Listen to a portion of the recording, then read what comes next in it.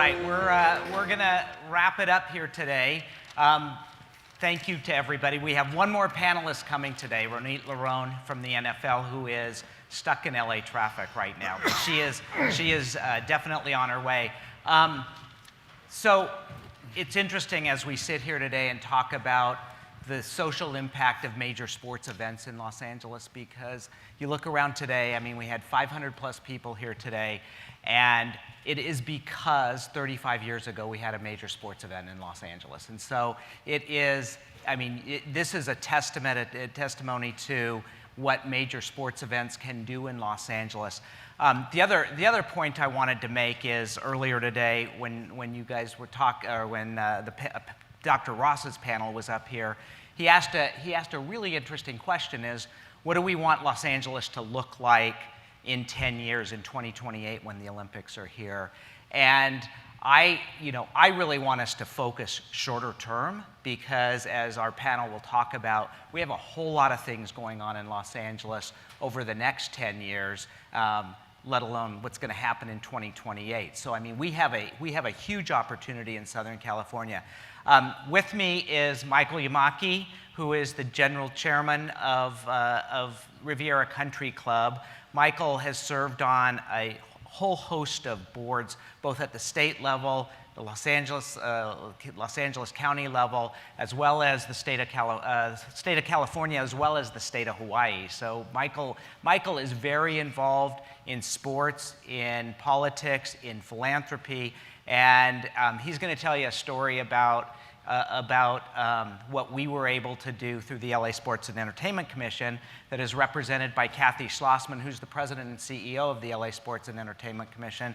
Kathy's been in this role for 22 years. We hired her away as a child.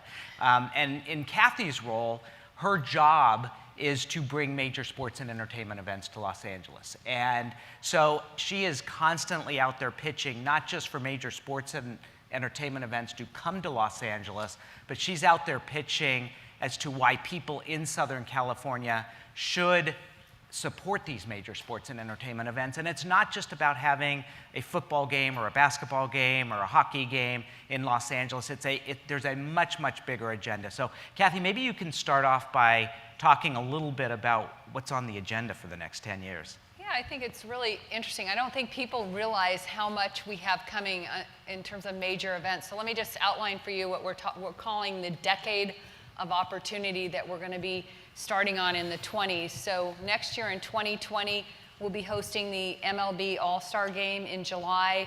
We host the NCAA Men's West Regionals at Staples Center in March. The new stadium opens in July, which is just going to be phenomenal. 21, we're going to announce a new event in a couple months, a major event coming. 22, we have the Super Bowl being hosted at the new stadium in Inglewood. In 2023, we have the College Football Playoff National Championship also at the new stadium in Inglewood. We have the US Open at LA Country Club in 2023. We're bidding on some more events for 24 and 25. And in 2026, the US, Mexico, and Canada are hosting the World Cup. We think Los Angeles is going to play a big part in that. We won't know until next year what we're going to get there, but we're hoping to get maybe one of the opening matches, maybe a semi-final match in the opening Congress. And then, of course, 2028 is the Summer Olympic and Paralympic Games. So it's pretty incredible what we have confirmed and all the other events that we're going to be bidding on over the next 10 years. I mean, that's a lot of economic impact for Los Angeles. So, and Kathy, take a second and talk about your collaboration with LA84 and how you, for example, maybe tell the story about how we pitched the Super Bowl, the NFL owners in Charlotte in the Super Bowl. So all these events, as I said, they bring a lot of economic impact to a community, but every league, everybody who's hosting an event these days wants to leave a legacy in the community. They want their event to be longer than the 1 week of events that are happening. They want to have stuff happening before, during, and most importantly, after. They really want to leave a legacy. So they're requiring the host cities, when we bid on these events, are requiring the host cities to come up with a legacy program. And what are you going to do to leave a legacy after our event is here with our money? So that, when we looked at that for all these major events that we were doing, we thought we can't do that ourselves. That doesn't make any sense. Who is the expert out there who does this on a regular basis, who knows what parts of the community are ones we need to be investing in, and what other programs that are already happening, and that was LA84. So when we were bidding on the Super Bowl, we went to Charlotte, and we had 5 people on our, what they call travel team.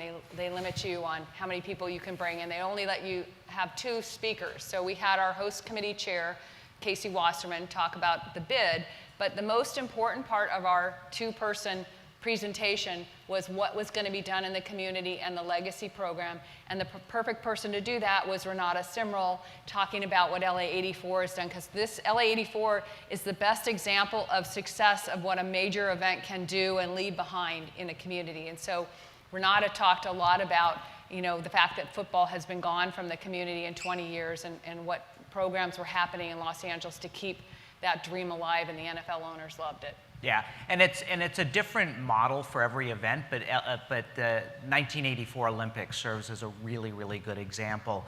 One that actually Michael Yamaki, when he hosted the U.S. Amateur, hey Ronit, how are you? Love LA traffic, right? One that Michael Yamaki, when he hosted the U.S. Amateur out at Riviera a few years ago, used. And Michael, maybe you can talk a little bit about, you know, the fundraising effort and the surplus and what you're doing with the surplus and how that's working, because even though it's not as big as the Olympics, it's a perfect example of how major sports events, and this is kind of a major minor sport event, can really have a social impact on Los Angeles. So the topic being what social impact of major sports.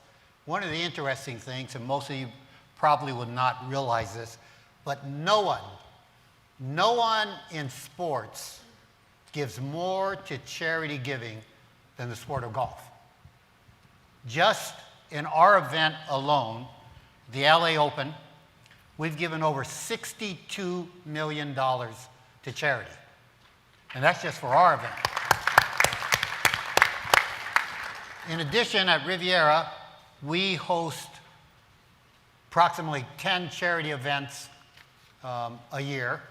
And over the years, we've given millions to even other foundations. For example, the Red Cross, when there's a time of need, the City of Hope, Pediatric AIDS, the Blind Children's Foundation. So we really do make an impact, although very few people, if you're not a golfer, and especially in professional golf, you don't realize that golf gives this much money to charity, because every professional golf event that you hear about or see on TV, even if you're not a golfer, that money goes to charity within that local community. Now, when we talk about the social impact, if I can, I'd like to talk a little bit about aside from that golf can also be an agent of change. And when I say an agent of change, until 1961, there would be no Tiger Woods, because the PGA of America was a Caucasian-only entity. That did not change until 1961. So African Americans or any person of color could not golf. Now, we at Riviera had a history of allowing anybody that qualified could play in the LA Open at our place. So if you're not a golfer, you wouldn't know these names, like Bill Spiller, Teddy Rhodes. They were the first African Americans that wanted to break in, but they were not allowed to play in the PGA Tour events. Hence, that's the wording of such and such invitational, because that way they got away from having an open that people could qualify. They can invite people. So as an agent of change, Riviera was one of the first clubs to allow African Americans, if they qualified, they could play. In addition, Babe Saharias, a former Olympian, was the first female that played in the event also, that when she qualified, we allowed her to play. Tiger Woods got his first exemption at 16 at Riviera Country Club. So country clubs in itself are generally a place where they are formed to exclude people rather than include people, but it doesn't have to be. And therefore, we go into the issue on the 2017 U.S. Amateur, we, along with our partners, Kathy Schlossman and LA Sports Entertainment Commission, we had a surplus. And there we started uniting with Renata in this. Now, Renata, for most of you who know who she is, she's not a golfer, but today she's trying her hand at golf. Oh, she says she's a golfer. Yeah. Well, she's saying she's a golfer right now. But part of that stemmed from, in 2017, we wanted more young people locally to get involved in the game. But it was pretty hard for them to get in the game. So we got all the county courses, and I invited them over for a dinner, and I said, look, we want more of the young local people having an access to the golf course and playing. So we created a program. The program was, number one, you had to be involved in the county golf program, junior program. Number two, you got points for making sure, you had to be in school, but you got points for maintaining at least a C average. You got more points if you came to our tournament. You got further points if you brought your parents, and you got even more points if you volunteered. And at the end of the year, they called this program the Road to Riviera. Those kids, that amount, 80 kids throughout the county who got the most amount of points, the top 80, would be able to play around at Riviera. The USGA sent over the trophy, the U.S. Amateur trophy, to us for them to take pictures. And then one of my members, an actor by the name of Mark Wahlberg, he came down and signed autographs for the kids and everything else like that. So we did that for a period of 3 or 4 years, and it was a highly successful venture. At the beginning, we were told that maybe not the best golfer kids in LA County would be here. And I said, believe me, when they find out these other kids got to play Riviera, the rest will come. So hence, now we're partnering up with LA84, and you'll hear what is called Give Golf a Go in our program. And I hope all of you will look into that, because it's a program where, because of the money that we had left over, and because of Renata and the money that was left over and that Renata has done from the '84 Olympics, we are now providing a forum for kids to play at golf at the county, city courses. We're getting people to donate equipment, and we'll get instructors to donate time, so that we'll have more kids involved in this program for the County of LA. That's terrific. Yeah, and that's an example of something that you guys probably haven't read about. I mean, it's an example of, by hosting the U.S. Amateur in Los Angeles, you know, a whole host of kids are going to be exposed, not just to golf, but are going to be exposed to country clubs and be integrated into country clubs, et cetera.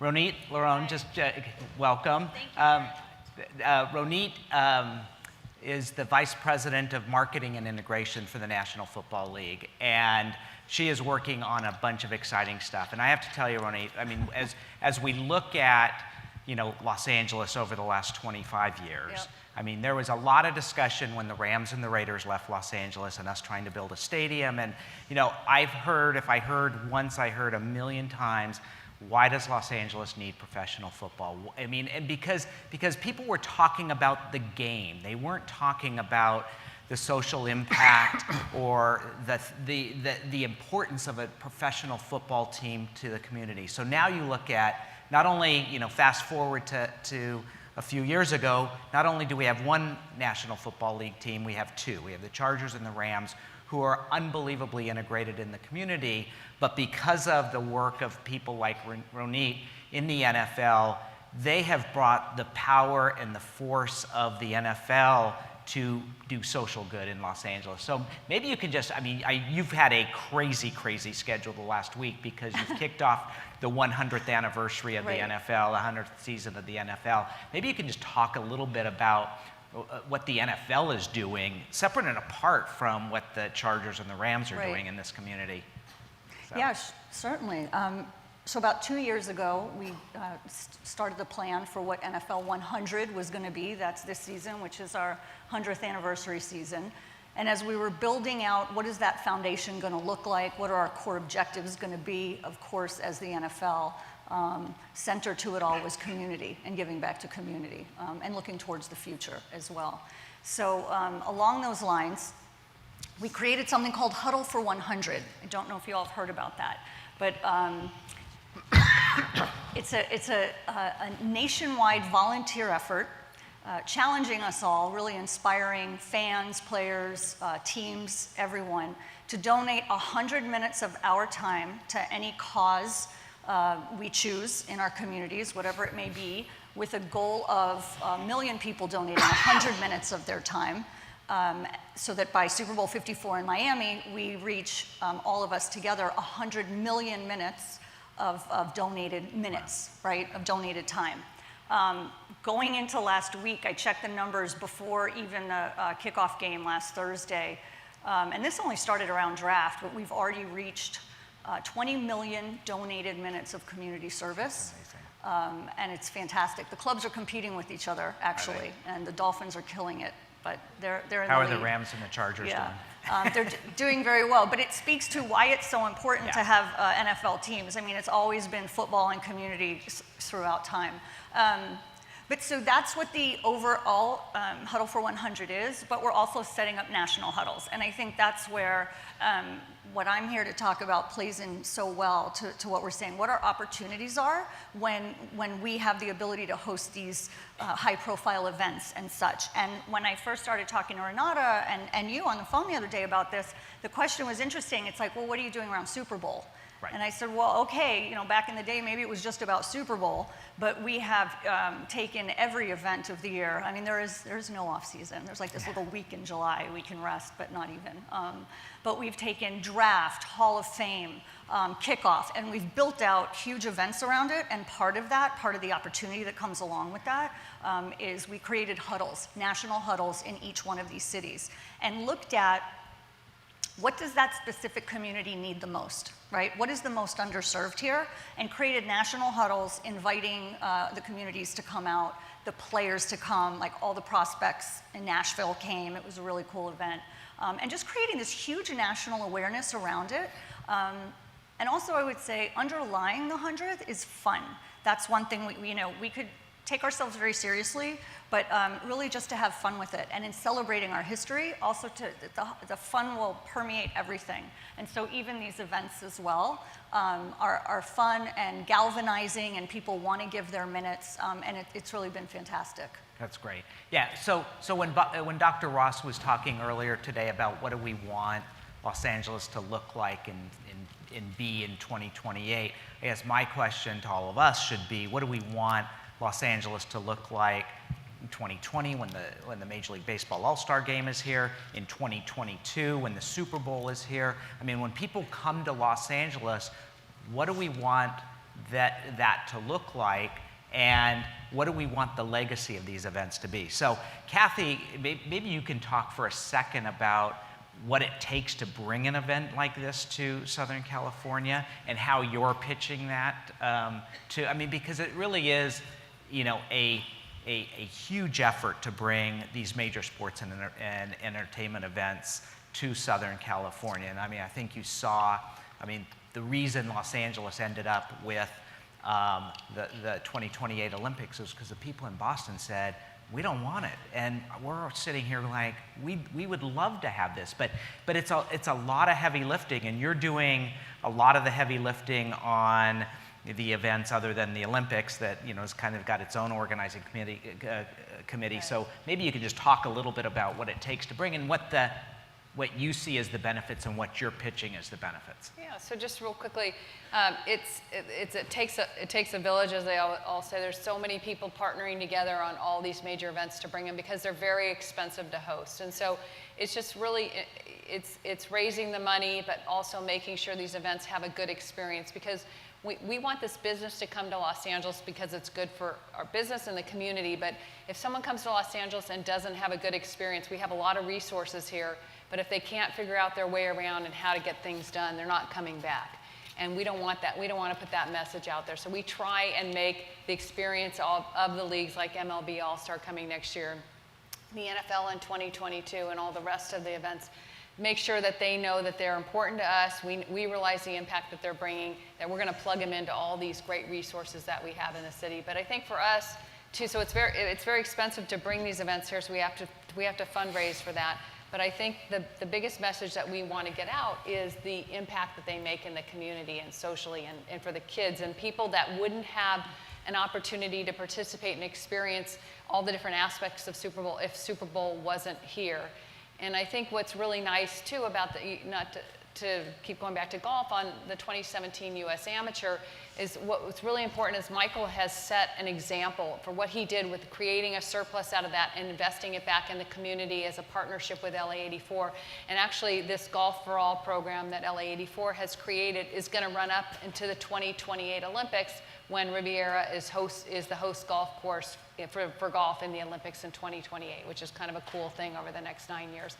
But what's great for us is we can show this example to people of here's what these events can do in the community, here's what they're going to do, here's what they're going to do for the kids, and here's the model on how to do it, because it doesn't make any sense for somebody to come and bring a big event.